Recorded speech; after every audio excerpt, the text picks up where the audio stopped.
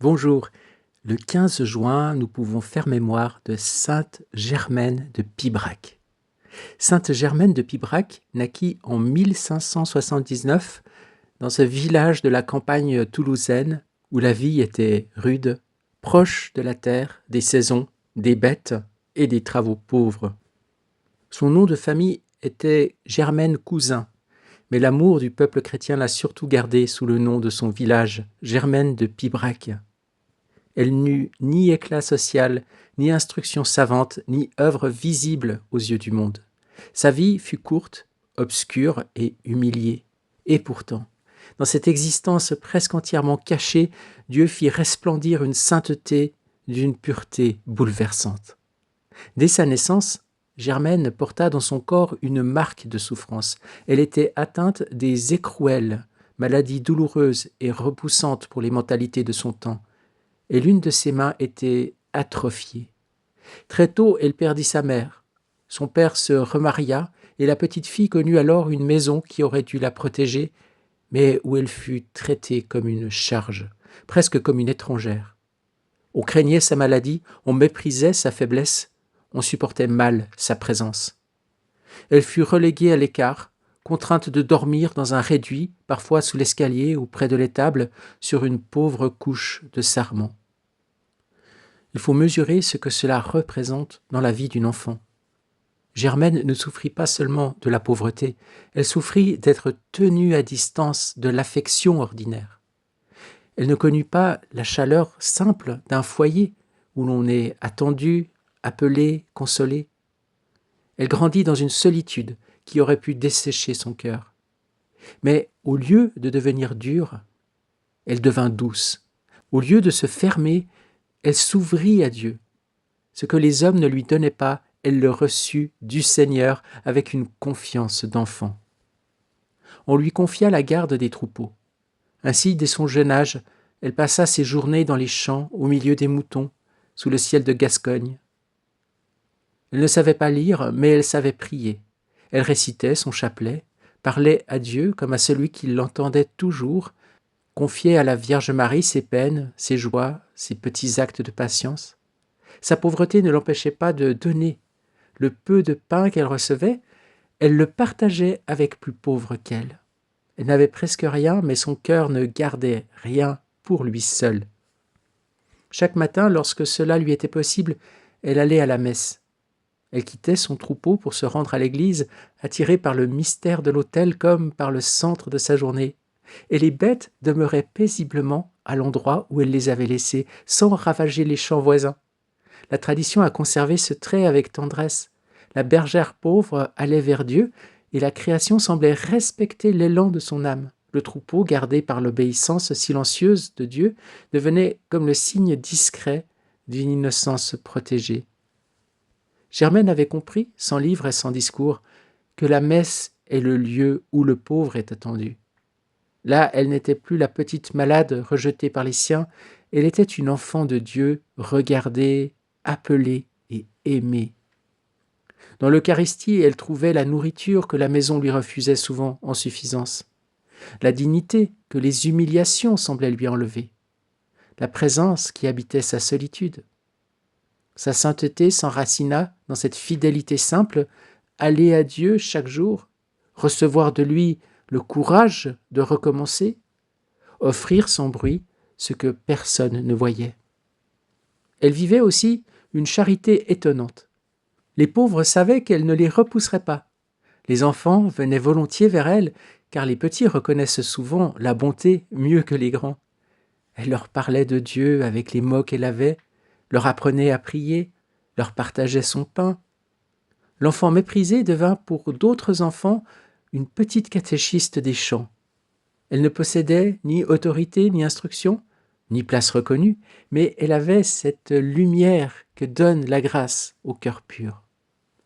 La tradition rapporte le beau miracle des fleurs. Un jour, sa belle-mère, la soupçonnant d'emporter le pain pour le donner aux pauvres, la poursuivit. Elle lui demanda d'ouvrir son tablier. Alors Germaine obéit, et au lieu du pain attendu, des fleurs apparurent, fraîches et belles, comme si Dieu avait voulu couvrir d'un signe de douceur la charité cachée de son enfant.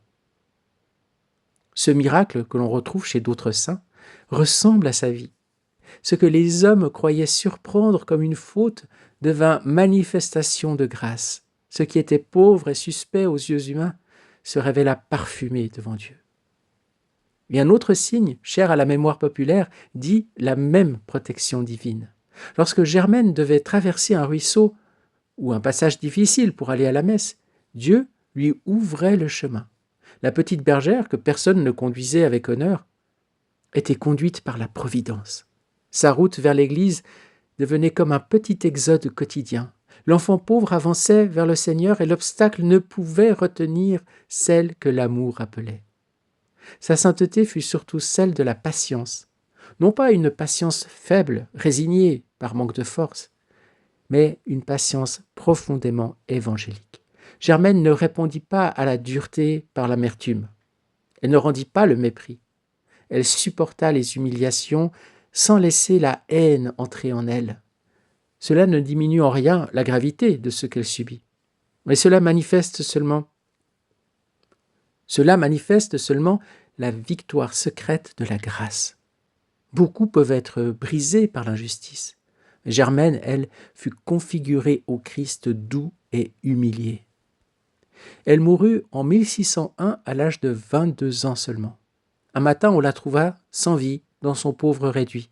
Elle s'était éteinte comme elle avait vécu, sans bruit, sans défense, sans honneur humain.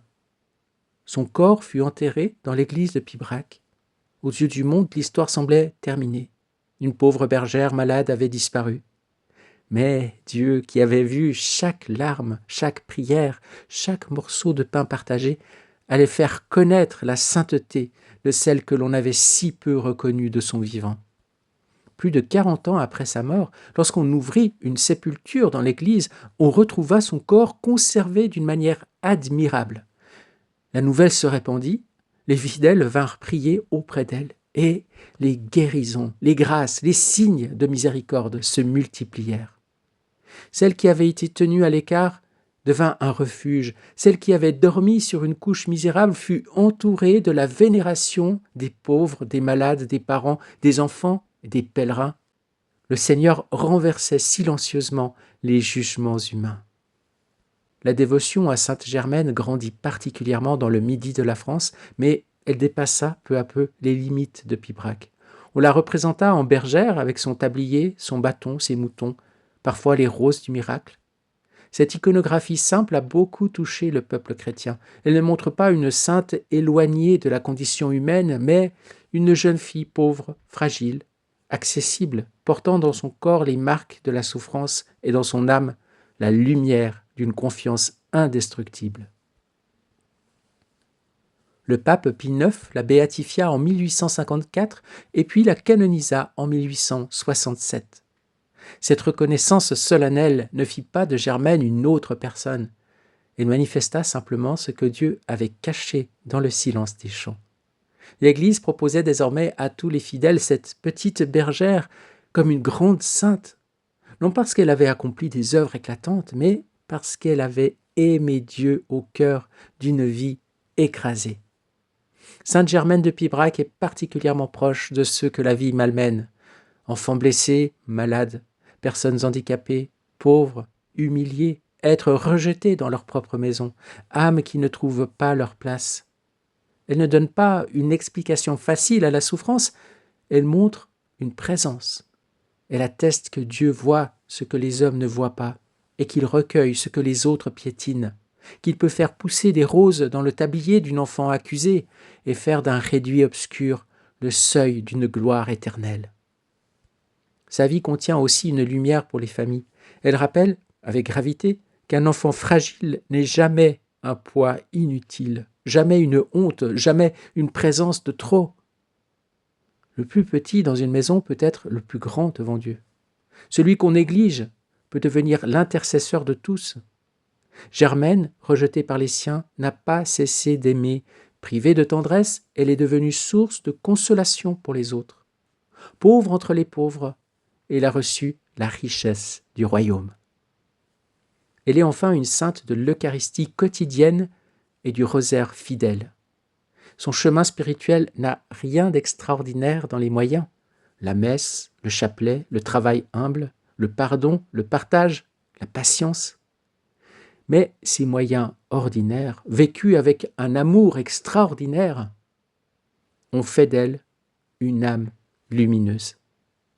Elle nous enseigne que la sainteté n'est pas réservée aux grands destins visibles. Elle peut grandir dans un champ près d'un troupeau, sous un escalier, dans un cœur que personne ne regarde, mais que Dieu visite. Sainte Germaine de Pibrac demeure ainsi comme une fleur de pauvreté offerte à l'Église. Elle n'a pas eu la beauté que le monde admire, ni la force que le monde respecte, ni la place que le monde envie. Elle a eu mieux, la douceur des pauvres du Christ, la fidélité des cœurs purs, la joie secrète de ceux qui savent qu'ils sont aimés de Dieu. Et c'est pourquoi plusieurs siècles après sa mort, tant d'âmes continuent de venir à elle avec confiance, certaines que la petite bergère de Pibrac comprend les blessures cachées et sait les porter au cœur de Jésus. Dans la vie de Sainte Germaine, ce qui blesse d'abord, c'est la dureté des cœurs. Une enfant fragile, tenue à distance, privée de tendresse, et pourtant demeurée douce, priante, capable de partager encore son pauvre pain. Là où les hommes voyaient une charge ou une étrangère, Dieu voyait une âme précieuse. Et il faisait déjà fleurir la charité dans le secret. L'extrait du Livre du ciel fait entendre cette même opposition, mais au plus profond du cœur de Jésus. La dureté humaine le blesse, parce que son cœur est toute tendresse. Et lorsque Jésus parle ensuite des miettes prises à la table céleste, on peut y laisser résonner humblement la petite pauvreté de Germaine. Le peu reçu, lorsqu'il vient de Dieu et qu'il est accueilli avec amour, devient nourriture divine, beauté cachée, parfum de sainteté. Nous sommes au tome 29 du Livre du ciel à la date du 30 mars 1931. Louisa a été libérée pendant un mois de son état de rigidité et de souffrance, ce qu'elle appelle son état habituel. Et la voilà replongée, dit-elle, dans ce cauchemar, où elle est entièrement livrée, dépendante de la venue du prêtre pour être libérée de son état. Et elle écrit « Ainsi je me sentais libre, bien que j'aime partager les souffrances de Jésus. Ma nature triomphait, donc quand elle était libérée de son état de souffrance et de rigidité. D'autant plus que je n'avais plus besoin de personne, plus besoin du prêtre pour venir la bénir. C'est pourquoi, me retrouvant à nouveau liée et entravée dans l'abîme comme avant, ma pauvre nature éprouve une telle répugnance. Si mon doux Jésus ne vient pas à mon aide, ne me renforce pas, ne m'attire pas avec des grâces particulières, je ne sais pas ce que je pourrais faire pour ne pas retomber dans cet état de souffrance. Ah, mon Jésus, aide-moi, toi qui m'as soutenu durant tant d'années de peines intenses. Oh, si tu veux que je continue, sois mon appui et use de ta miséricorde envers cette pauvre pécheresse, afin que je ne m'oppose pas à ta très sainte volonté. Je me trouvais ainsi entre les répugnances et les craintes de me retrouver dans mes souffrances habituelles. Alors, mon adorable Jésus, se montrant profondément peiné, me dit « Ma fille, qu'est-ce qu'il y a? Tu ne veux plus souffrir avec moi? Tu veux me laisser seule? Tu veux m'enlever les droits que tu m'as accordés si souvent, de pouvoir faire de toi ce que je veux? Ma fille, ne me cause pas ce chagrin, abandonne-toi entre mes bras et laisse-moi faire ce que je veux. » Et moi, dit Louisa, mon amour, pardon, tu sais les combats que je mène et dans quelle profonde humiliation j'ai été jetée. Si les choses étaient restées comme avant, t'avais-je jamais rien refusé? Pense par conséquent, mon Jésus, à ce que tu fais, et dans quel labyrinthe tu me jettes si tu me fais retomber dans mes souffrances habituelles. Si je te dis « fiat », c'est avec force que je te le dis, mais je me sens mourir, Jésus. Oh Jésus, aide-moi. Ma chère fille, n'aie pas peur. L'humiliation est porteuse de gloire. Le mépris des créatures amène l'appréciation divine et l'abandon à leur mépris rappelle la fidèle compagnie de ton Jésus. Aussi, laisse-moi faire. Si tu savais à quel point la justice est armée, tu ne t'y opposerais pas, et tu me prierais plutôt de te faire souffrir pour épargner en partie tes frères. D'autres régions seront dévastées, et la misère est aux portes des cités et des nations. Mon cœur ressent une telle tendresse en voyant l'état de désolation et de bouleversement auquel se réduit la terre. Ma tendresse, si sensible pour les créatures, devient offensée par la dureté du cœur humain. Oh, combien m'est intolérable la dureté du cœur humain, d'autant plus que le mien est toute tendresse et bonté envers eux. Un cœur dur est capable de tous les maux. Il en arrive à se moquer de la souffrance des autres. Il transforme la tendresse de mon cœur, pour lui, en souffrance et en blessure profonde. La plus belle prérogative de mon cœur est la tendresse. Les fibres, les affections, les désirs, l'amour, les battements de mon cœur ont tous pour origine la tendresse. Si bien que mes fibres sont tendres, mes affections et mes désirs sont des plus tendres, mon amour et mes battements de cœur sont si tendres que mon cœur se liquéfie de tendresse. Ce tendre amour me fait tant aimer les créatures que je suis heureux de souffrir moi-même plutôt que de les voir souffrir. Un amour qui n'est pas tendre est comme un aliment sans assaisonnement, comme une beauté vieillie qui ne sait pas comment attirer quelqu'un pour se faire aimer, comme une fleur sans parfum, un fruit aride et sans saveur. Un amour dur et sans tendresse est inacceptable. Il n'a pas la vertu de se faire aimer par qui que ce soit. Aussi, mon cœur souffre-t-il tellement en voyant la dureté des créatures, qu'elles en arrivent à changer mes grâces en calamités. Tout à coup, je me suis senti emporté par une force suprême, dit Louisa, à laquelle je ne pouvais pas résister. Malgré ma grande répugnance, je me suis abandonné à la divine volonté, mon seul refuge. Et Jésus, pour me donner la force, s'est fait voir un bref instant et m'a dit « Ma fille, en créant l'homme, notre divinité extériorisa sainteté, amour, bonté, beauté, et ainsi de suite. Elles allaient permettre à la créature de devenir sainte, bonne, d'avoir des échanges d'amour avec nous. Or, nos biens n'ont pas été pris entièrement par l'homme, et ils attendent que quelqu'un vienne les prendre. Alors, viens dans mes biens, viens prendre les miettes de la sainteté, de l'amour, de la bonté, de la beauté, de la fermeté. Je parle de miettes par rapport à ce que tu laisseras derrière toi, car nos biens sont immenses. Ce que la créature peut prendre est comparable à des miettes, bien qu'elle en soit comblée jusqu'à en déborder. Notre amour est alors heureux de voir la créature bien-aimée au sein de nos biens, remplie jusqu'à ras-bord. Ces miettes qu'elle prend à notre table céleste sont autant de mets divins, plus différents les uns que les autres, dont elle se nourrit. Lorsqu'elle nous donne ces actes alimentés de miettes divines qui possèdent la sainteté, la bonté et la fermeté, l'amour et une grande beauté, nous reconnaissons tout de suite en eux notre nourriture divine. Oh, comme nous sommes heureux de recevoir ces actes empreints de divin. Nous sentons nos parfums, nous touchons notre sainteté et notre bonté, et nous nous sentons récompensés pour les miettes que nous lui avons données. Gloire à toi, Seigneur, béni sois-tu pour ces paroles. Dans la dernière partie de ce texte, le Seigneur nous parle de ce qu'il nous donne, bonté, beauté, sainteté, que nous sommes invités à aller prendre, à aller nous en saisir. Ce seront des miettes par rapport à l'immensité, à l'infini de Dieu, bien sûr, parce que nous ne sommes qu'une petite créature limitée. Mais nous allons être remplis à ras-bord de ce qu'il veut nous donner, et nous allons pouvoir lui rendre tout avec notre petit amour. Le Seigneur va voir ces petites miettes de lui-même en nous, et nos actes seront empreints de divin, comme il dit.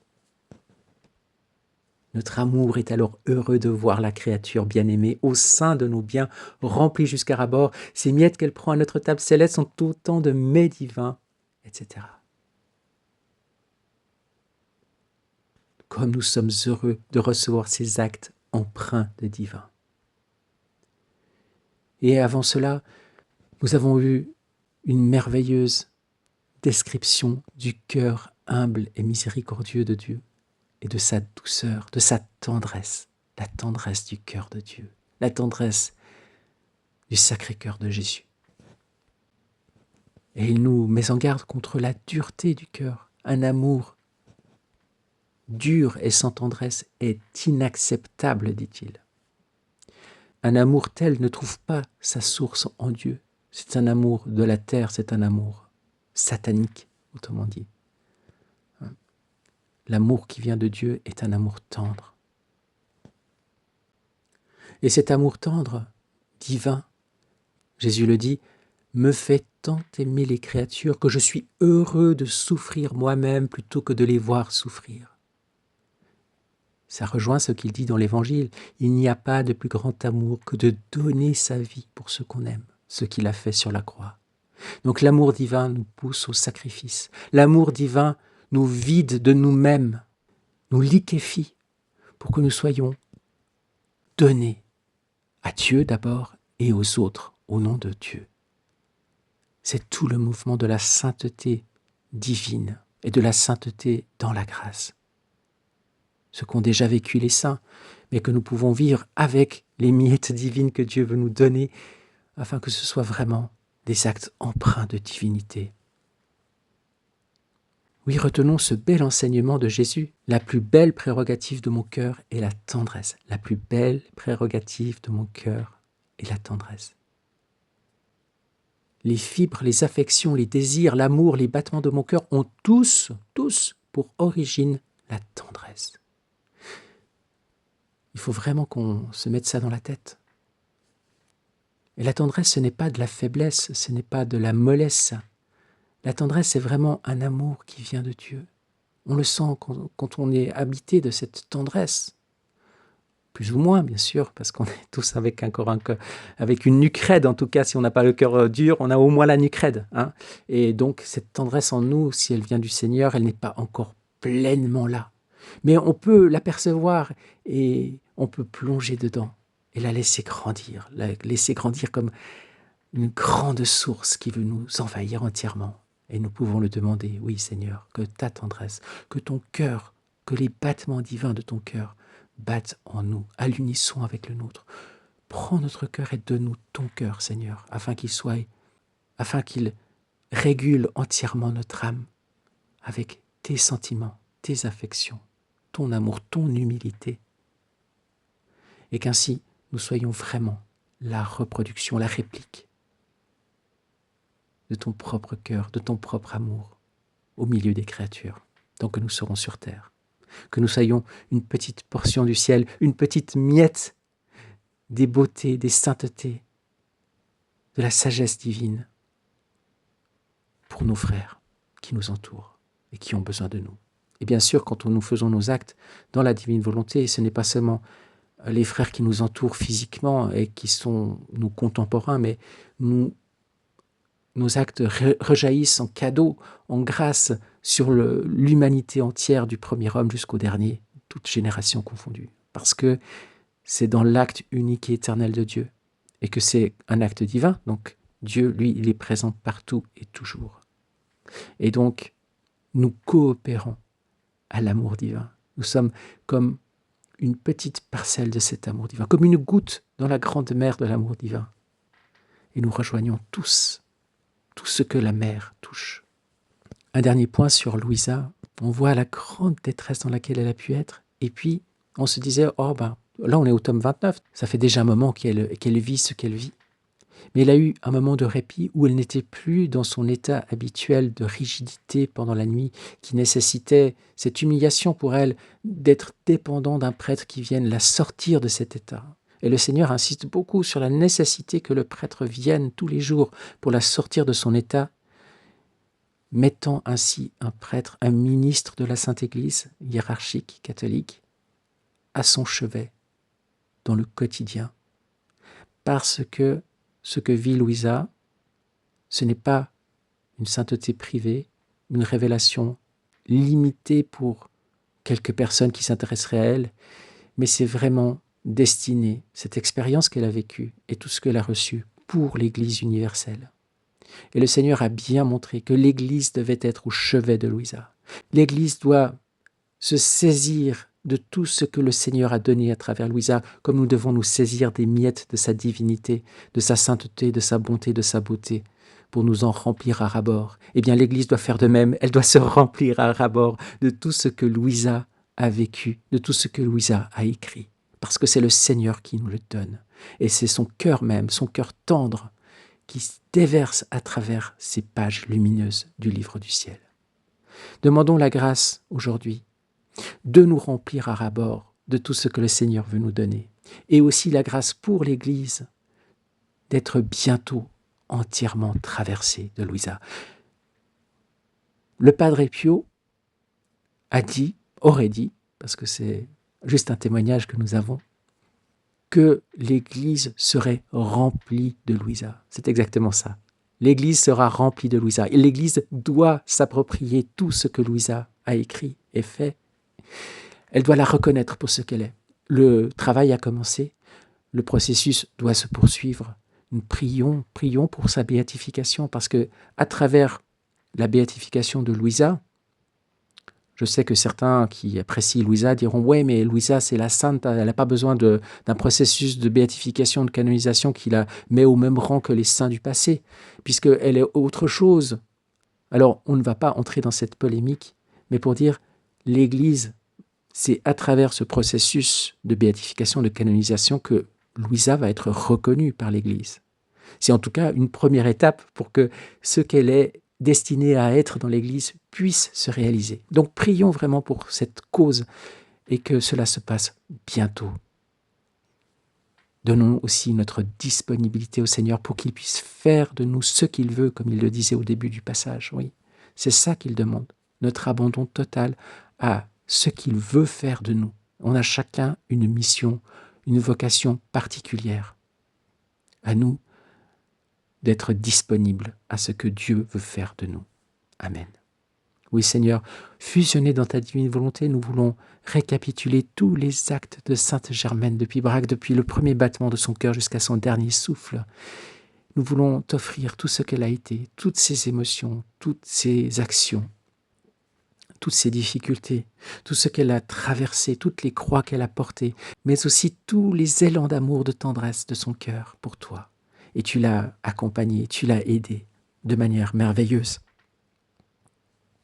Oui, Seigneur, nous voulons tout plonger, toute son âme, toute sa vie, dans le grand bain de lumière de ta divine volonté. Et en toi, avec toi et par toi, nous voulons tout réordonner dans l'ordre divin et apposer le sceau de la divine volonté sur chacun de ces actes. Et t'offrir le tout avec notre amour plongé dans ton grand amour, pour te louer, te bénir, t'adorer, te glorifier, te rendre grâce au nom de tous et pour tous, en te demandant la grâce que tu viennes régner sur la terre comme au ciel. Maranatha, Seigneur, viens, que ton règne vienne et que ta volonté soit faite sur la terre comme au ciel. Loué sois-tu, béni sois-tu.